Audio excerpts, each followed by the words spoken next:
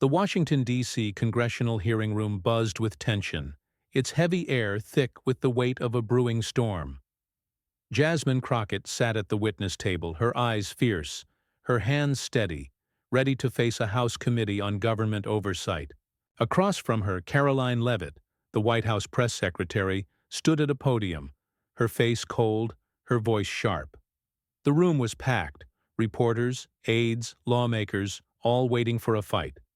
Leavitt's job was to defend the White House's agenda, but Crockett was here to tear it down. Leavitt spoke first, her words clear and biting, aimed at Crockett. "You don't belong here," she said, her eyes locked on the congresswoman. "You're a loudmouth, stirring trouble, attacking our work. This isn't your place." The crowd gasped, the insult landing like a slap. Leavitt's attack was bold, a public jab meant to shame Crockett, to paint her as an outsider in Congress. The cameras rolled, catching every word, and the room waited for Crockett's move. Crockett leaned forward, her smile grim, her voice steady and fierce. "You think I don't belong?" she said, her eyes burning into Leavitt. "I was elected, Karoline, by people who trust me. You're just a mouthpiece, spitting lies for a failing agenda. Try again." The audience erupted, some cheering, others muttering, her words a spark igniting the room. Leavitt's face tightened, her plan to silence Crockett backfiring. The congresswoman wasn't backing down. She was ready to fight. In the White House, Leavitt's team watched the hearing on a screen, their faces grim. Crockett's response was spreading fast, clips of her fiery comeback already online. Leavitt had meant to crush her, to prove the White House was untouchable, but Crockett's words were a blade, cutting deep. Her aide whispered, "She's hitting hard, Karoline. We need to push back." Leavitt nodded, her voice low, venomous. "She's nothing," she said. "I'll bury her next time." Crockett left the hearing room, her heart pounding, her resolve like steel. Reporters swarmed, shouting questions, but she waved them off, her eyes cold. Her team handed her a phone. Leavitt's attack was trending, but so was her response, her words rallying supporters. "She's scared," Crockett told her aide, her voice sharp. "She came for me, and I'm not done." She had evidence, Leavitt's own briefing quotes, dodging tough questions, spinning lies. She'd use it to gut her. The hearing's fallout spread like fire, the clash between Crockett and Leavitt dominating news. Leavitt sat in her office, her hands shaking, Crockett's voice echoing in her head. The congresswoman had turned her attack into a weapon, making Leavitt look weak.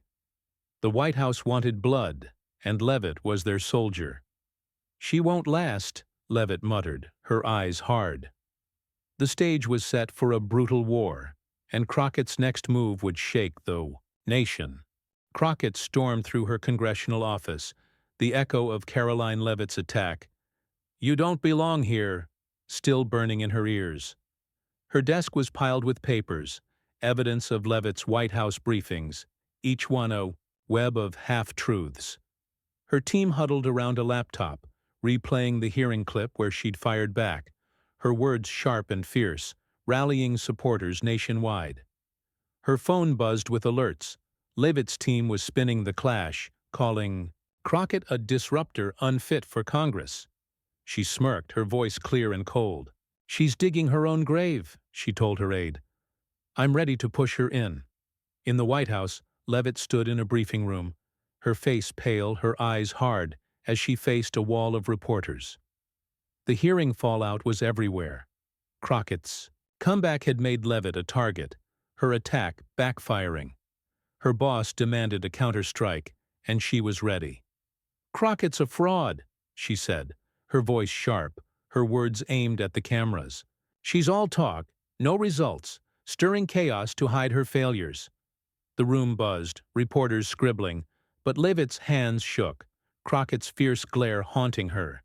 She'd hit harder next time. The Capitol buzzed with tension, lawmakers whispering about the feud. Crockett sat in a quiet meeting room, her eyes fierce, flipping through Leavitt's briefing transcripts. Her aide handed her a new file, Leavitt's quotes dodging questions on policy failures, contradicting herself. "This is gold," Crockett said, her voice steady. "She's lying, and I'll prove it." Her team planned a public response, a press conference to shred Leavitt's credibility. Crockett wasn't just fighting for herself. She was fighting for every voter Leavitt's lies had betrayed. Leavitt's SUV sped through D.C., her phone buzzing with alerts. Crockett's team had announced a press conference promising truth about the White House.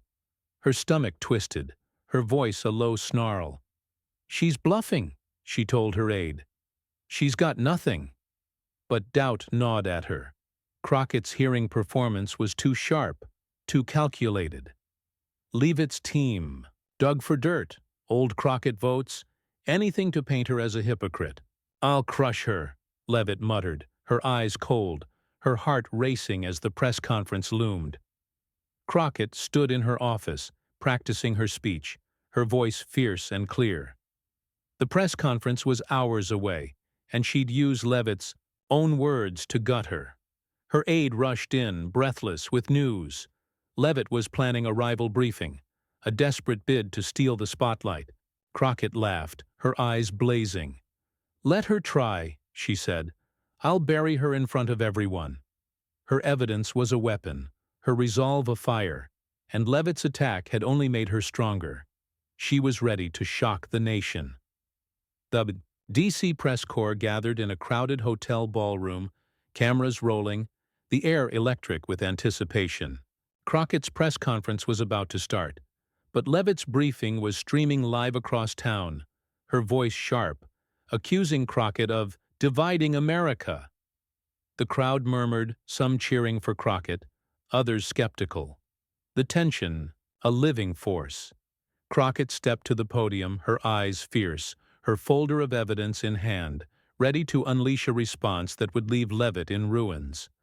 The war was on, and only one would walk away. Crockett gripped the podium in the packed D.C. ballroom, her eyes blazing as cameras flashed, the crowd's murmurs a low roar. Her folder of evidence, Leavitt's contradictory briefing quotes, lay open, each page a weapon to shred the White House press secretary's credibility. Across town, Leavitt's rival briefing streamed live, her voice sharp, accusing Crockett of sabotaging progress with baseless attacks. But Crockett's voice was fiercer, her words clear and brutal. "Karoline Leavitt called me a fraud," she said, her eyes locked on the cameras. "She's the liar, and I've got proof."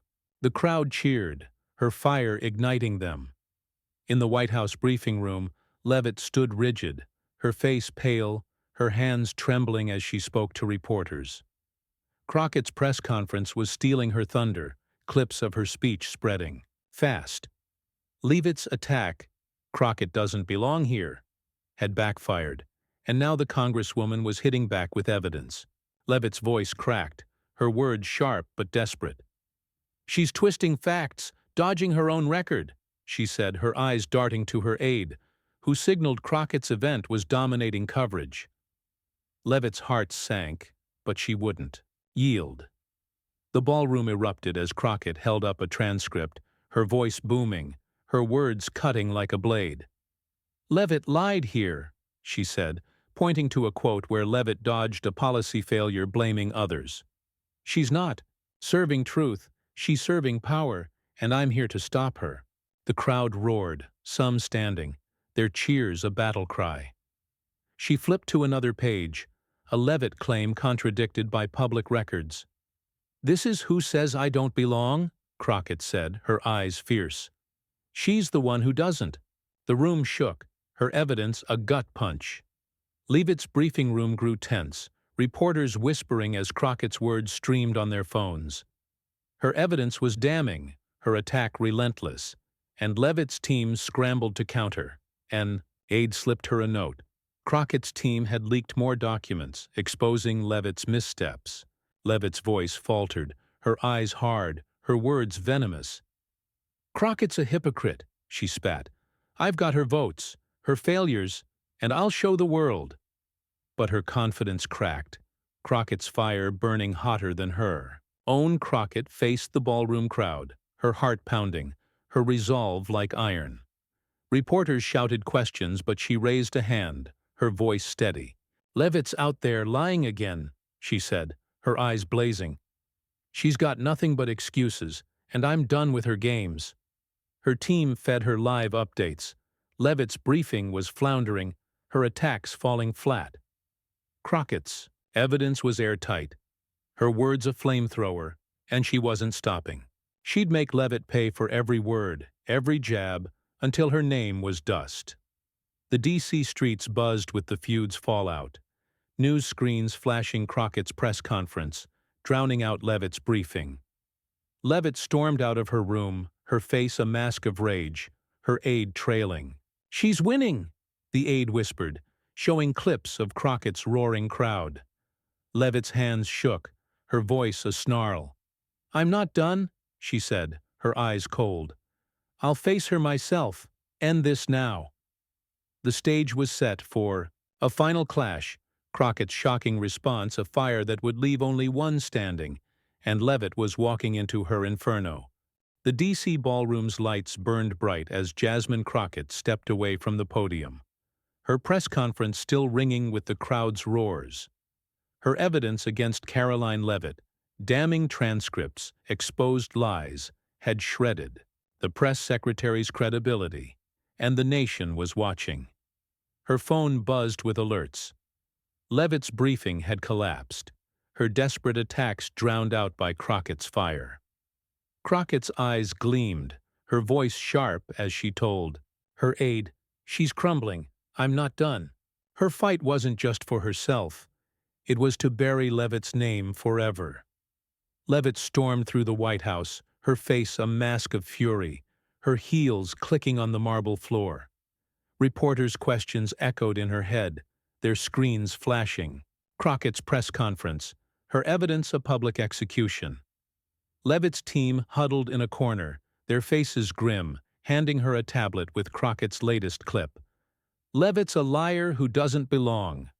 Her hands shook, her voice a snarl. "She's nothing," she spat. "I'll face her, Lev, crush her myself." Her team nodded, booking a TV spot to confront Crockett head-on. A packed D.C. studio buzzed with anticipation, cameras ready for a live CNN special pitting Crockett against Leavitt. The host, a veteran anchor, stood ready, his voice calm but tense. "Tonight, a showdown," he said, the crowd murmuring, some holding signs for Crockett, others for Leavitt. Crockett arrived first, her eyes fierce, her folder of evidence clutched tight. She sat, her posture unyielding, her voice steady as she whispered to her aide, "She's walking into my trap." Leavitt's attack, "You don't belong here," was fuel, and Crockett was ready to burn her down. Leavitt's SUV screeched to the studio, her heart pounding, her eyes cold. Crockett's press conference had left her exposed, her briefing a failure, and the White House was furious. She'd seen Crockett's clips, her voice calling Leavitt a fraud, a failure. "She's bluffing," Leavitt muttered, her voice venomous, clutching her own file.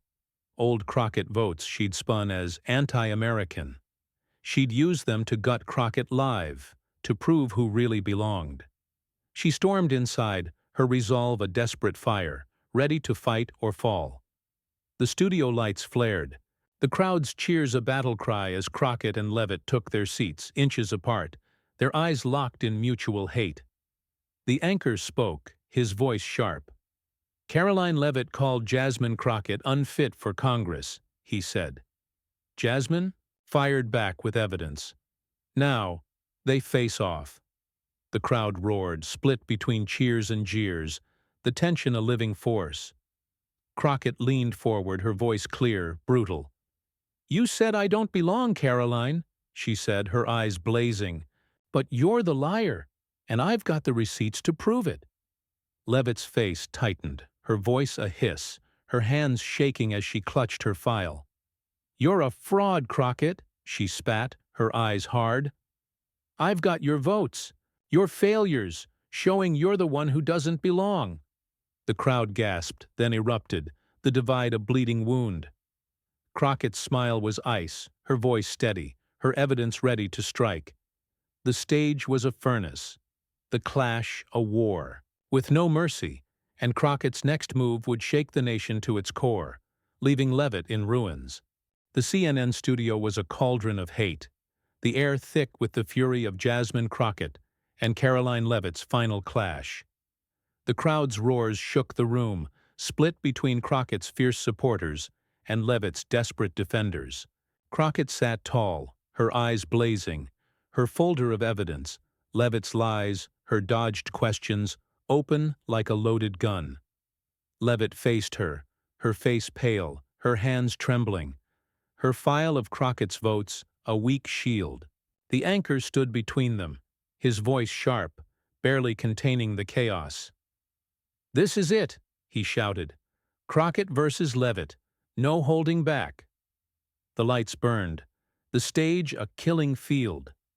Crockett struck first, her voice clear and brutal, her words a blade. "You called me unfit, Karoline," she said, her eyes locked on Leavitt's. "But you're the fraud, lying to save a failing White House. Here's your truth." She held up a transcript, Leavitt's words contradicting herself on policy, failures. "This is who says I don't belong?" The crowd roared, some chanting her name, others booing, her evidence a gut punch. "You're done!" Crockett spat, her eyes fierce. "I'm here to bury you." Leavitt's face twisted, her voice a ragged hiss, her hands shaking as she clutched her file. "You're the liar, Crockett!" she screamed, her eyes wild. "I've got your votes, selling out your own people." She waved a paper, a distorted Crockett vote spun as anti-American. The crowd gasped, some cheering, others jeering, but her attack faltered, her evidence thin against Crockett's fire. Leavitt's voice cracked, her desperation clear. "You're nothing, just a loudmouth who'll crash." But the crowd's cheers for Crockett drowned her out. The anchor jumped in, his eyes gleaming, his voice sharp. "Jasmine's got receipts. Karoline," he said, holding up her transcript, "what's your answer?" The crowd laughed, their jeers a taunt. Crockett's smile was cold, her voice steady. "She's got no answer," she said, her eyes boring into Leavitt.